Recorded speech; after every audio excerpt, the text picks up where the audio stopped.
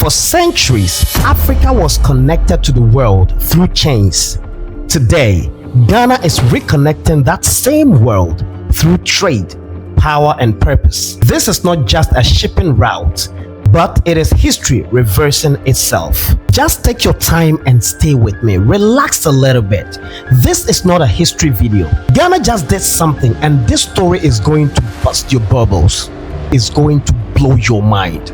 And now, ladies and gentlemen of the jury, if this is the first time you're coming across my channel, make it a point to hit that subscribe button, like the video, share the video, go to the comment section and let me know what you think about this very conversation. To my new viewers and my returnees, I say thank you so much, but make it a point to join the growing movement. And to my subscribers, thank you so much, your love. Thank you for being with me since day one. Now let's get into this amazing story. Ghana has just signed a historic trade agreement with Colombia, linking the Port of Tema directly to the Port of Cartagena. This is not just logistics. This is not just economics.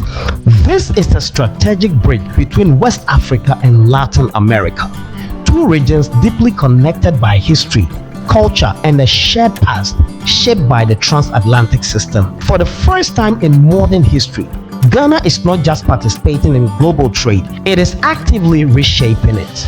Aunque la oposición criticó por inútil el primer viaje de la vicepresidenta Francia Márquez a África, el intercambio comercial con los países de ese continente ya es una realidad. Es favorable para Colombia, que necesita desarrollarse aún más.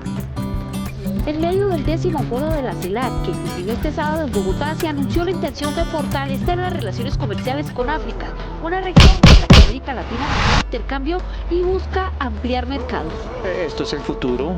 El sur global es la solución. Desde 2022, según el Ministerio de Comercio, Colombia ha buscado abrir mercados en África con misiones comerciales y nuevas rutas logísticas.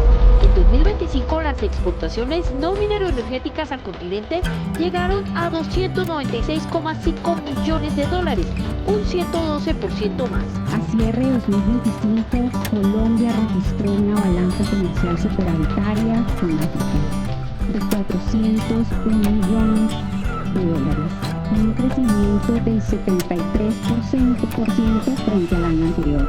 En ese contexto, la asesora de la Organización Mundial del Comercio, Irene, advirtió que el comercio mundial pasaría de 4,6% en 2025 a 1,9% en 2026, por lo que la región debe dejar de depender de rutas tradicionales. Nuestra región, nuestro futuro, no pueden confiar únicamente en las rutas tradicionales. La siguiente frontera de la integración de África, Latinoamérica y Caribe está en la diversificación, comercio digital, pagos interoperables, gobernanza de datos. Según la academia, el acercamiento con África ya se refleja en cifras, lo que deja de ser solo un discurso para tener efectos en la actividad económica.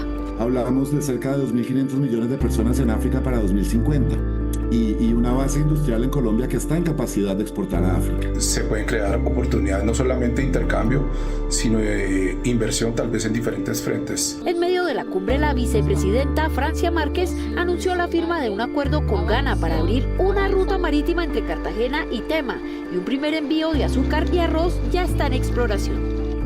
And you must understand the magnitude of this moment. But this is how we need to confront history. Ports like Tema and Cartagena were once part of the painful network tied to the transatlantic trade, a system that forcibly connected Africa to the Americas through exploitation.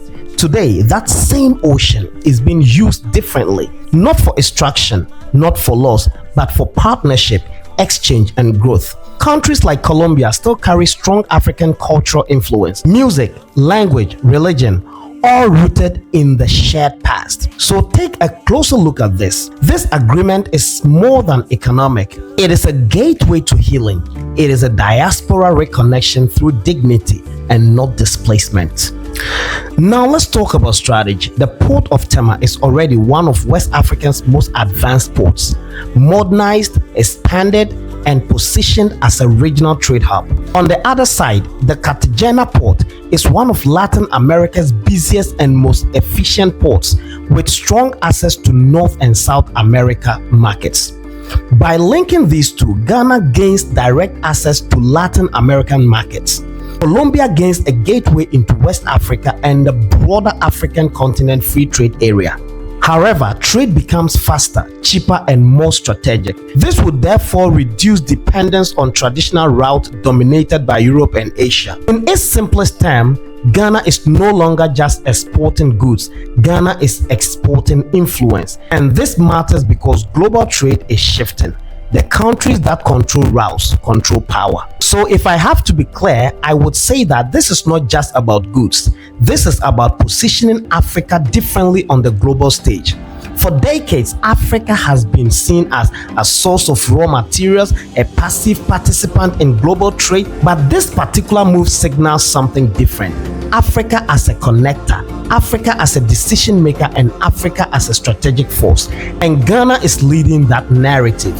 Under frameworks like the African Continental Free Trade Area, Ghana is positioning itself as a gateway to the entire continent.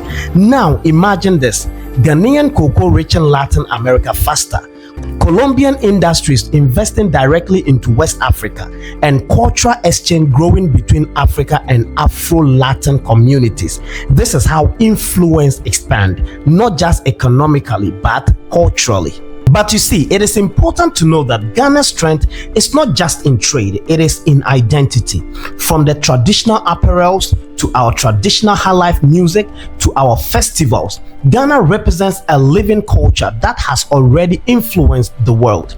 Now, with this connection to Latin America, where Africa heritage is deeply embedded, Ghana is not just exporting goods, it is exporting culture, history, and identity. This is called soft power, and soft power shapes the future just as much as economics. So if you are having this question in your mind, is this a good deal?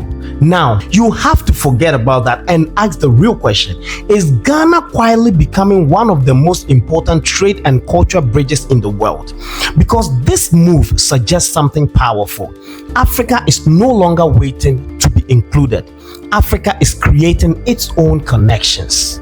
Therefore, history once connected Africa to the world through pains, and today, under your very nose, Ghana is reconnecting this same world through power and connections.